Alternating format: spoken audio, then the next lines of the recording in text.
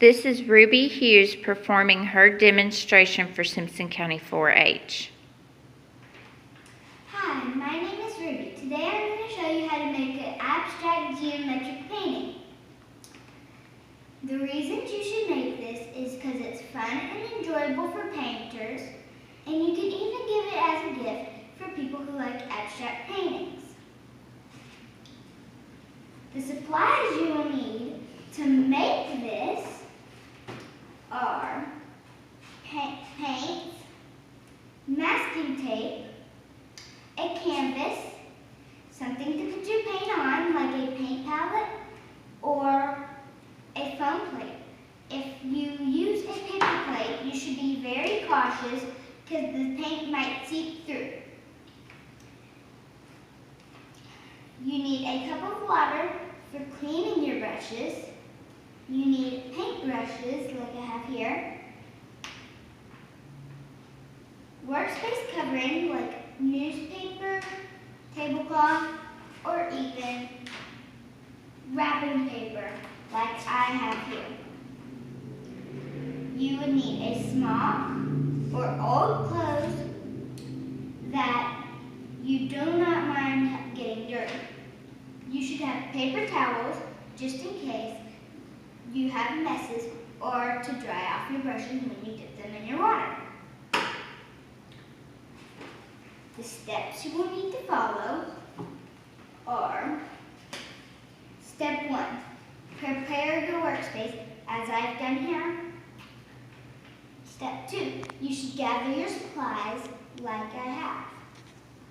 Step 3, you should choose your paints and put them on the paint palette like so. You only need a little bit, you don't need a lot. You could choose matching colors,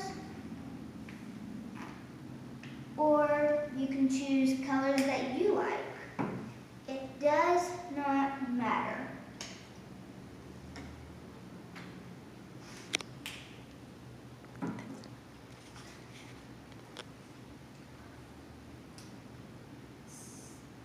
Step 4, you should take your tape, if I can get it,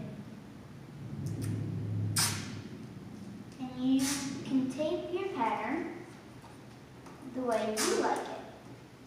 Now, it does not matter if it is sideways like mine or up and down. You can have it either way.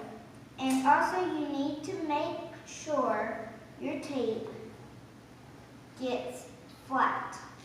Because if it doesn't get flat and you go to painting the shapes, then you might not get the straight edge that you were hoping for. You can do big things or small things, tending to your liking.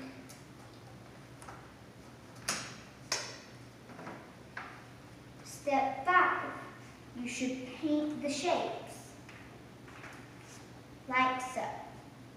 And you should make sure when you are painting your shapes that you get everything in the shapes, or it might not come out the way you want it.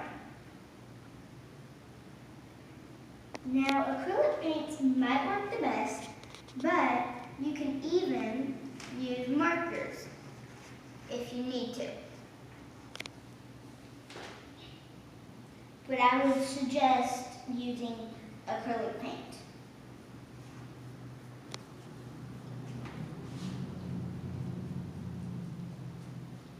And you should make sure you clean your brushes good, because I have not cleaned my brush good here, and my paint is now mixed.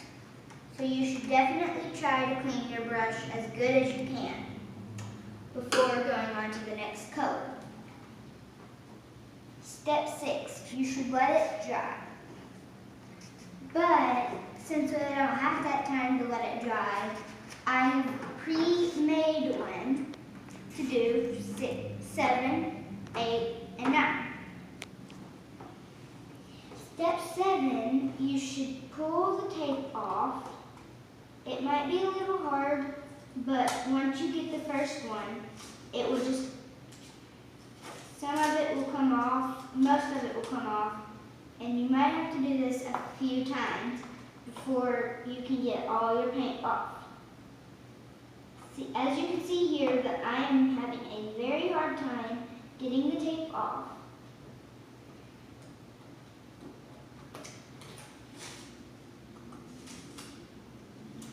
It's hard to get off, but it's worth it.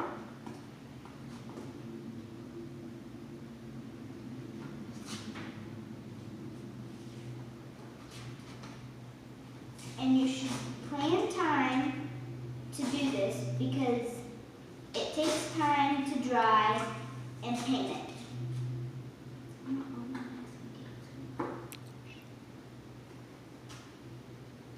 And if you don't plan time, you might not have enough time to let it dry before you peel off the masking tape. If you don't let it dry before you peel off the masking tape, then it will bleed through in these lines that you have already made. It will bleed through in those, and you might not get the result you were hoping for. See, as I've done here, if I flattened the tape so it has the nice straight edges. Step 7, you can embellish if you want. You can use any Sharpie you would like. You can outline your shapes. I'd rather use a Sharpie, but we don't have that right now. So I'm making do with what I have. You can do stars and polka dots if you want to. And you don't have to just use green. You can use any color you want. And you can even mix some.